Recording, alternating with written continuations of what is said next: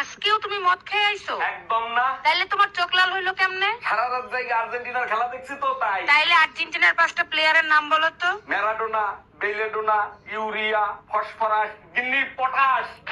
আচ্ছা, বিয়ের আগে তুমি অনেক হাসি মজা করতা, এখন করো না কেন? তোমার মনে আছে বিয়ের আগে আমি মজার ছলে বলতাম তোমাকে পাওয়ার জন্য আমি জাহান্নামে যেতে রাজি আছি? হ্যাঁ মনে আছে, ওগুলো তো আমাকে খুশি করার জন্য বলতা। আমি মজা করে যা বলি তাই সত্যি হয়, তাই আর বলি না।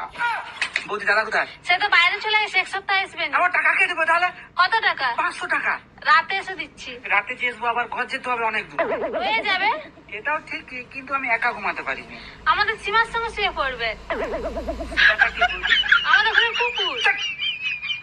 ম্যাডাম বাড়িতে একজন ভদ্রলোক এসেছেন। আসতে বলো। ম্যাডাম বাড়িতে একজন ভদ্রলোক এসেছেন। আসতে বলো।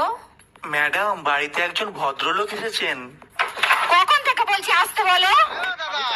আপনার লুঙ্গির পেছনটা তো ছেঁড়া, জয় বাংলা দেখা যাচ্ছে। লুঙ্গিটা সামনের দিকে একটু ঘুরিয়ে পড়ুন। আচ্ছা দাদা, আপনাকে একটা কথা বলবো। হ্যাঁ বলেন। লুঙ্গির পেছন ছিঁড়া, জয় বাংলা দেখা যাচ্ছে, সে তো আমি মানলাম। হ্যাঁ ঠিক আছে, এবার পেছন ছিঁড়া লুঙ্গি সামনের দিকে ঘুরিয়ে পড়লে তো সোনার বাংলা দেখা যাবে। আমার থেকে অনেক বেশি বুঝেন নাকি?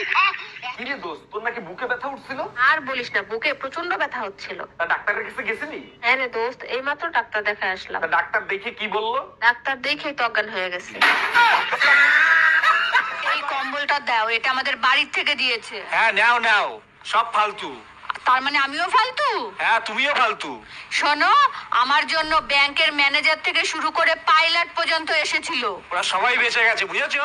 এই শুনছো, এবার ঈদে কোথায় বেড়াতে যাবা তাড়াতাড়ি বলো। এবার তো প্রচুর গরম পড়ছে, চলো আমরা সুন্দরবন ঘুরে আসি। বাপের বাড়ি কোরবানির ঈদে যাও, এবার চলো বান্দরবান ঘুরে আসি। বান্দরবনই তো যাবো, এখানে তোমার লেস কাটা আত্মীয় স্বজন আছে না।